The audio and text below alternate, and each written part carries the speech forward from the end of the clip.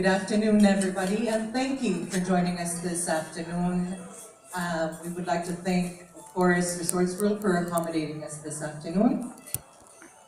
I am very honored to partner with the Philippine Life Insurance Association and the Manila Symphony Orchestra for the first staging of Life Rocks. This will be, as mentioned, a series of events, concerts, for the select beneficiaries whom we will select through our partnership with the MSO and Saya Pambana.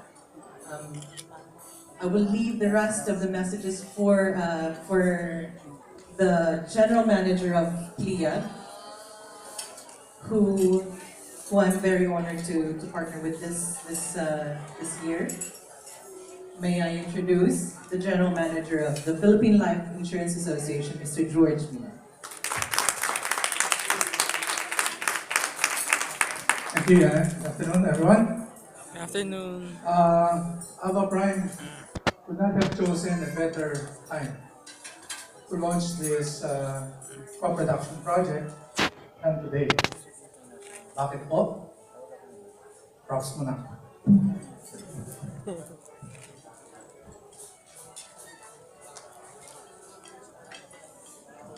You will see in today's Philippine Star business section, a center spread that features the 19th Life Insurance Consciousness Week. For your information, the Life Insurance Consciousness Week was made possible by a presidential proclamation, number 1059, by then President Fidel Ramos in 1997, August 1997, declaring every first week of October as Life Insurance Consciousness Week. Yung counterparts naman namin sa non-life insurance industry follow suit on the third week of October. So, bali ang October basically becomes a insurance consciousness month.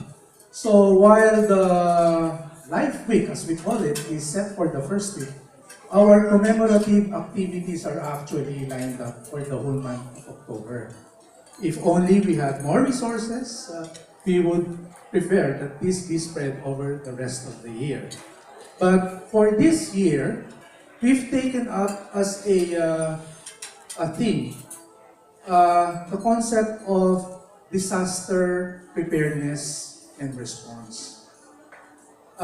In this regard, we are setting up a disaster risk reduction and management team within the industry, or DRRM team, comprising of one representative from all of our member companies. PLIA is the umbrella organization of the 31 life insurance companies operating in the Philippines. So,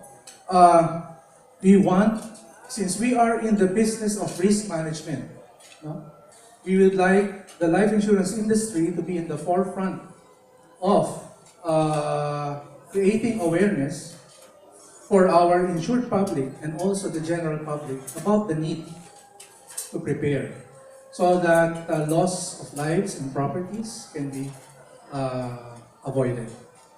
So that's what creating a DRRM team. In fact, we will be having our second session day on Friday, and they will be certificated. A follow-up to that would be a disaster preparedness forum that we have lined up for October 8th. This is an internal event for the PLIA member companies. We want to create an awareness within the industry about the possibility of what they call as the big one. You must have heard about it, the possibility of Metro Manila being hit by a 7.2 intensity earthquake.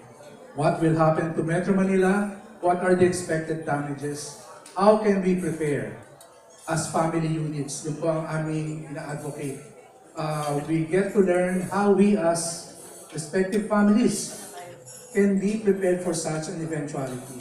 While even if corporations have their own BCPs, business recovery plans, kung yung mga empleyado naman natin hindi makakapasok to do that BCP because their families are at risk, wala rin po mangyayari.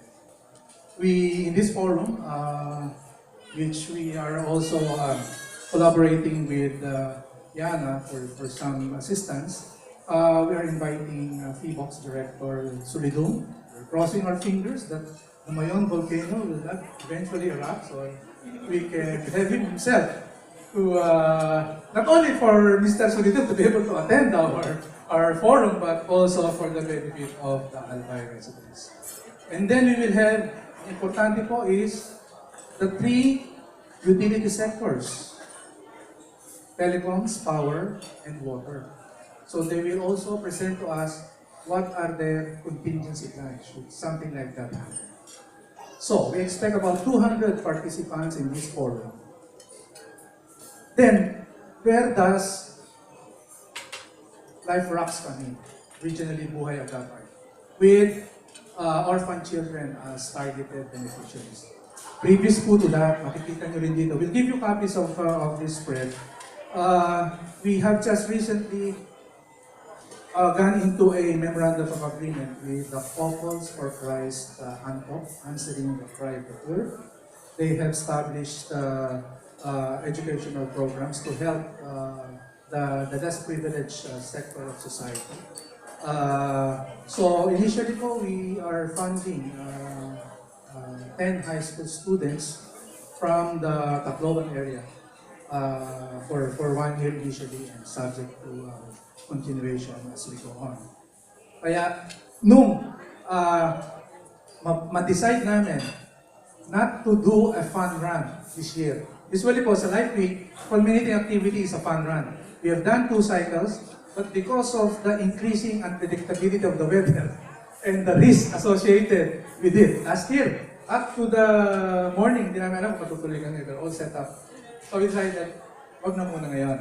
And instead of that, why not a benefit concert that the association had actually done in the past in market.